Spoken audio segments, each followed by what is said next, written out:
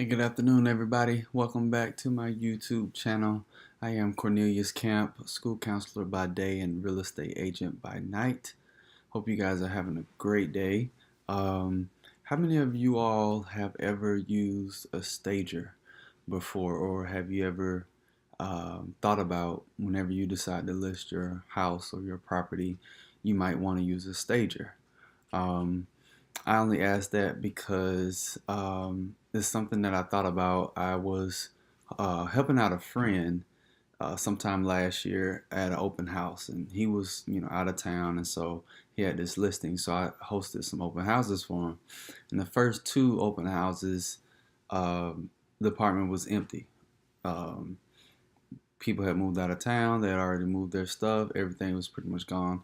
I still had some visitors, but people were coming through, and you could just tell by the look on their face that they were kind of struggling, trying to figure some things out, mostly in the living and dining room area, trying to figure out like how would they fit their dining table there, or how would they rearrange their couch, things like that.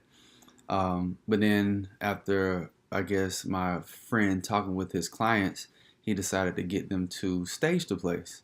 And so ended up skipping one weekend so that they could take care of everything and so forth. And then the next weekend we came back and we hosted another open house.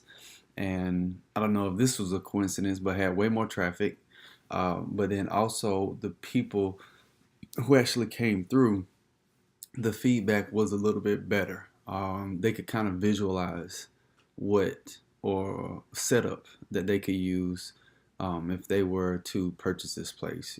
It gave them kind of a eye-opening experience of, okay, maybe if I can finagle this, it might work. So I know for me personally, that's something that helps me out a lot. If ever I'm going on a listing or showing or whatnot, or even when I was going to purchase my own condo, if I came into a place that was completely empty, it was a little hard for me to kind of visualize sometimes exactly how I would rearrange my furniture. But then when I would go places and the furniture is kind of already set up, whether it's the clients, the previous owners' stuff still there, or if it's staged, it gave me a better sense of what I could do, a better picture.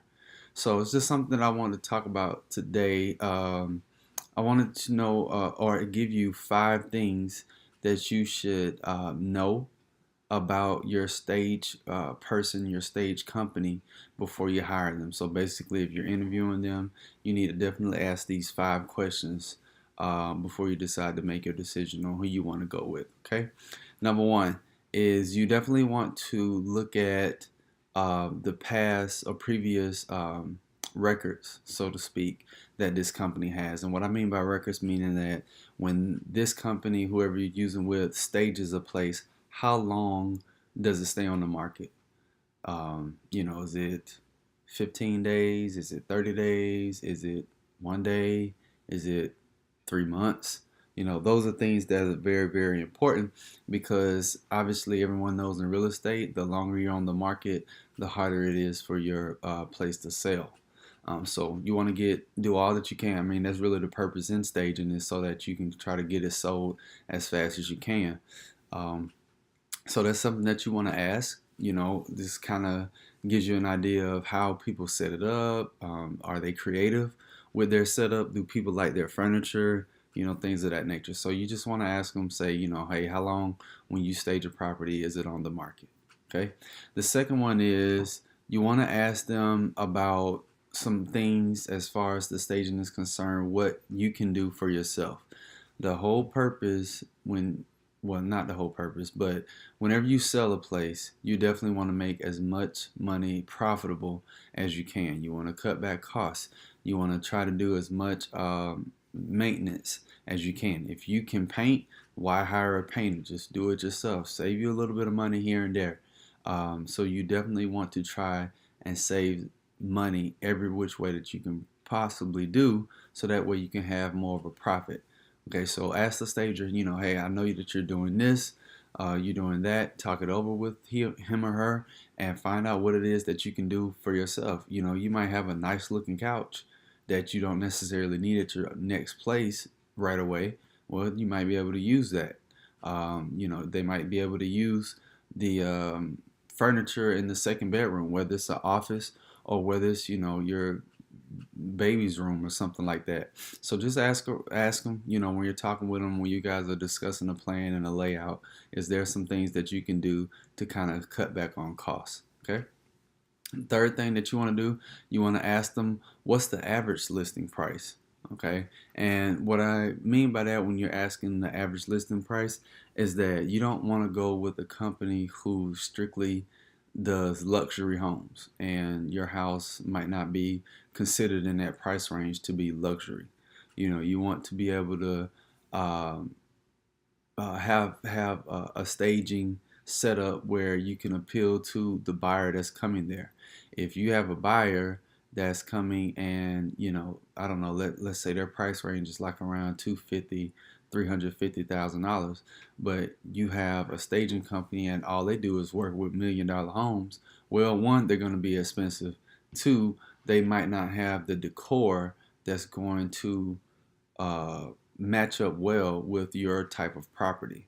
Okay, if a luxury home might have a modern style setup, with the kitchen and everything like that, and the property that you might be uh, trying to list might be a vintage, three flat building or something like that, where you maybe had to do a little bit of rehabbing. So, or here in Chicago, you might live in a bungalow. That's a better example. If you have a bungalow and then you have a high rise, those things are not going to match up. You probably can't do, much of the same furniture in each of those buildings. So that's what I mean by asking them what's your average listing price, just to kind of get a sense of what clients they normally work with, so that they can make sure that they can serve your needs as well as other needs. Okay.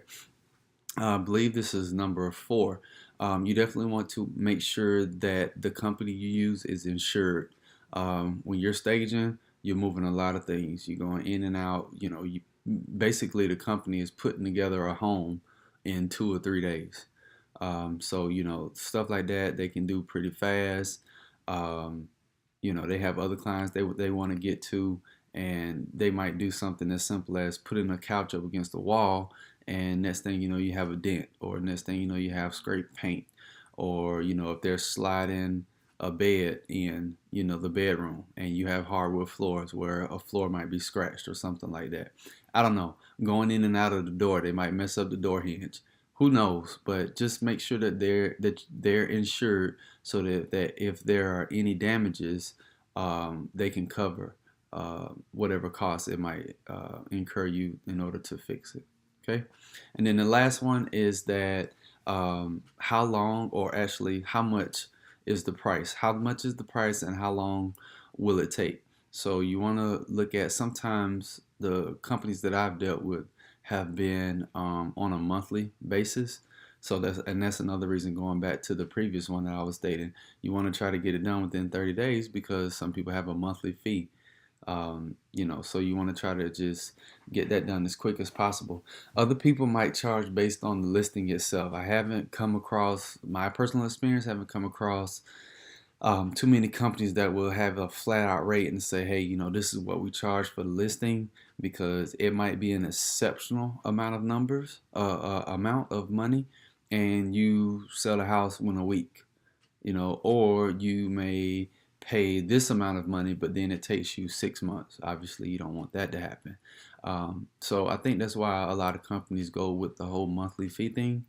At least that's what I've dealt with. So I'd be curious to kind of hear someone's comments if they've dealt with a listing or a staging company that does a flat rate for each listing.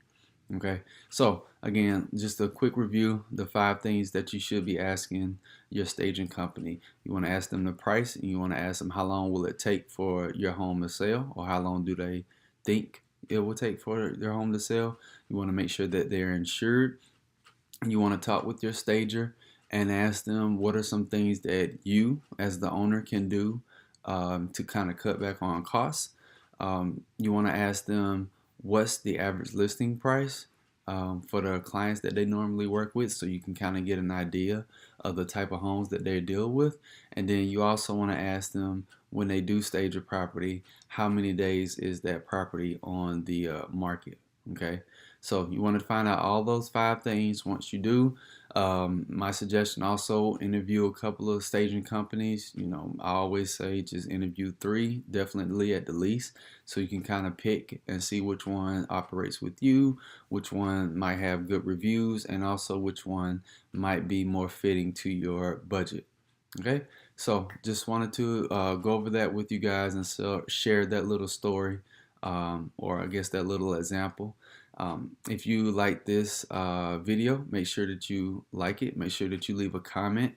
Anything that you might have experience staging wise or staging related, please let me know. I'd love to hear about it.